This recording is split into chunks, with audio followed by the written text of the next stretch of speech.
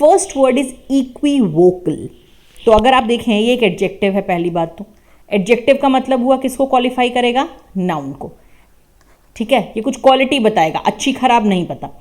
Now equivocal, इसमें vocal अगर याद रह गया ना, ठीक है, वोकल मतलब बात, आवाज, जिसका कोई मतलब ना हो, वो होता है इक्विवोकल।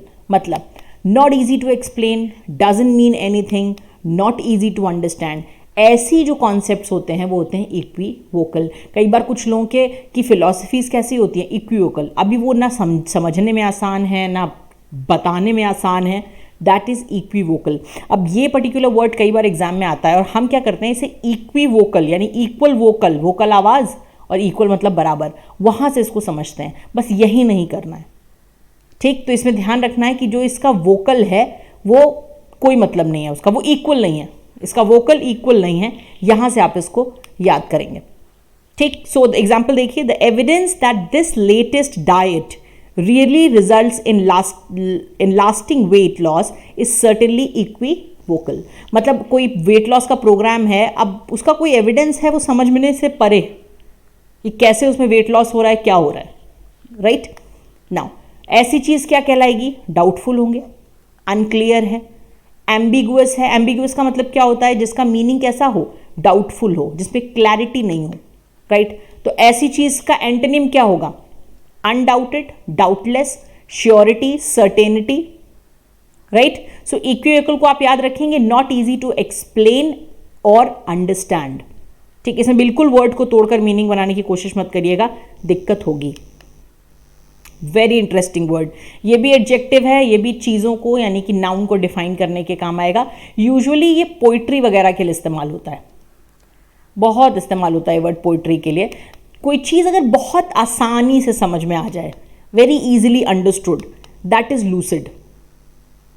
हाँ, लूसिड का मतलब होता है वेरी क्लियर, वेरी इजी, ठीक, क्रिस्टल क्लियर, कोहेरेंट। देखिए सिनोनिम देखिए, क्रिस्टल क्लियर, कोहेरेंस हो, जिसमें समझ में आ रहा हो क्या हो रहा है, एक साथ जा रही हूँ चीज़ें। और जब क्लैरिटी होगा इसका सिनोनिम, तो एंटोनिम क्या होगा, unclear, confusing. So the poetry composed bye Shakespeare is lucid, ठीक, हैविंग अ क्लियर माइंड, या फिर इसका एक मीनिंग ये भी हो सकता है, easy to understand. So anything that is easy to understand can be termed as lucid. Very important in speaking as well as writing, ठीक है। चलिए नेक्स्ट वर्ड देखते हैं, प्रेसिपिटेट। वैसे तो प्रेसिपिटेट को हम प्रेसिपिटेशन से देखते हैं, वो एक अलग मतलब है। यहां पर प्रेसिपिटेट हम वर्ब को देख रहे हैं, ठीक। वर्ब का मतलब है ये एक एक्शन होगा, और अगर कोई चीज वर्ब है तो मैंने आपको बताया उसका V1, V2, V3 सब बनेगा, वर्ब ING सब चीजें बनेंगी, वो बिल्कुल गो की तरह इस्तेमाल होगा, ठीक है।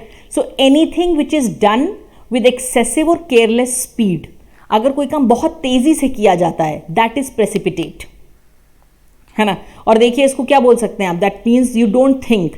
अगर प्रेसिपिटेट से आप एंटिसिपेट को देखें, प्री एंटिसिपेट, ये देखिए इसको याद करने का तरीका है, प्री एंटिसिपेट मतलब आपने कुछ भी एंटिसिपेट नहीं किया, कुछ भी नहीं सोचा कैसे करना है, और बस हेस्ट में उस काम को कर दिया, जल्दीबाजी में उस काम को कर दिया, ठीक है। So when you hasten the occurrence of something good or bad in a premature state, you precipitate it. तो जब आप कोई काम ना बहुत जल्दी जल्दी में करते हैं, कुछ लोग ऐसे होते हैं ना, जैसे उनसे आप कुछ बात करेंगे फट फट फट करने लगेंगे, और फिर रिजल्ट क्या आएगा, कुछ नहीं, जीरो।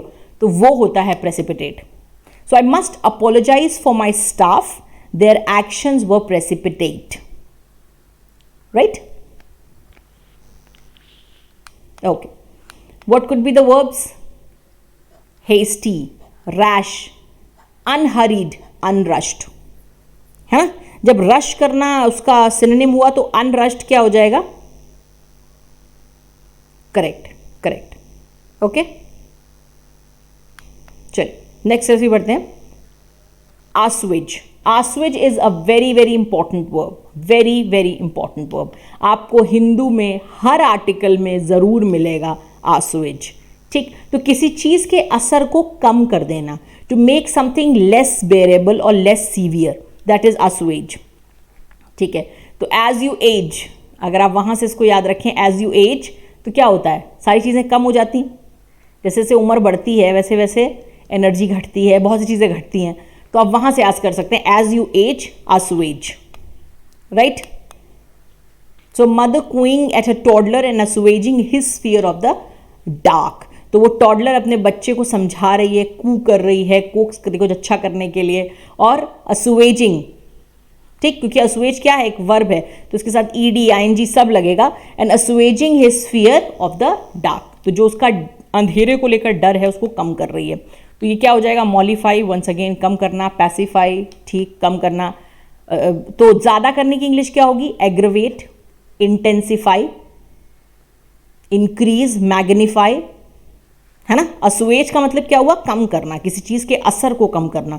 तो बढ़ाने वाले जितने भी शब्द होंगे वो सारे क्या हो जाएंगे, उसके एंटोनिम्स हो जाएंगे। ऑलराइट, चलिए नेक्स्ट वर्ड है erudite. Very very interesting word. It's an adjective, यानी ये क्या करेंगे, नाउन की क्वालिटी बताएंगे।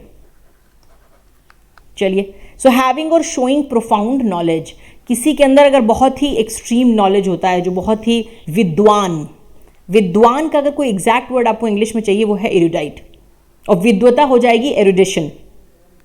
Alright, so an erudite professor, जाहिर सी बात है इसकी मीनिंग्स क्या होंगे, scholarly, scholarly, well read, learned, और एंटोनिम्स क्या हो जाएंगे, uneducated, unscholarly, unlearned, uneducated. Oh it's already written, right. चलिए, तो एक रिकैप करेंगे। हमने पढ़ा इक्विवोकल, जिसका क्या मतलब था, not easy to understand, not easy to explain, बिल्कुल भी ज़्यादा मीन ना करने वाली चीज़। लूसिड हमने समझा, लूसिड का मतलब easy, very clear, easy to understand, easy to comprehend. हमने क्या पढ़ा, प्रेसिपिटेट, एक ऐसा एक्शन जो जल्दी में किया गया है। द नेक्स्ट वॉज आस्वेज, आस्वेज का मतलब एज यू एज, मतलब चीज़ों का असर कम करना।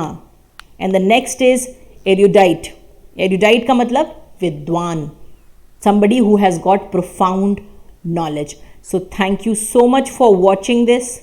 I hope you liked it. I hope you'll remember all these 5 words. बाकी के 3 वीडियोज़ भी अगर आपने नहीं देखे हैं तो देखिए जाकर, उन शब्दों को याद करिए, और देखिए मेमोराइज करने के साथ साथ आपको यूज़ भी करना पड़ेगा। Alright, so you have to just memorise them. ये पहला फेज़ है, उसके बाद आपको क्या करना होगा, यूज़ करना होगा, और तभी आप उस वर्ड के लिए फ्रेंडली हो पाएंगे, तभी आपको एग्जाम वगैरह में याद आ पाएगा। Alright, thank you so much for watching this. This is trainer Sonali signing off. Have a nice day. Enjoy yourself.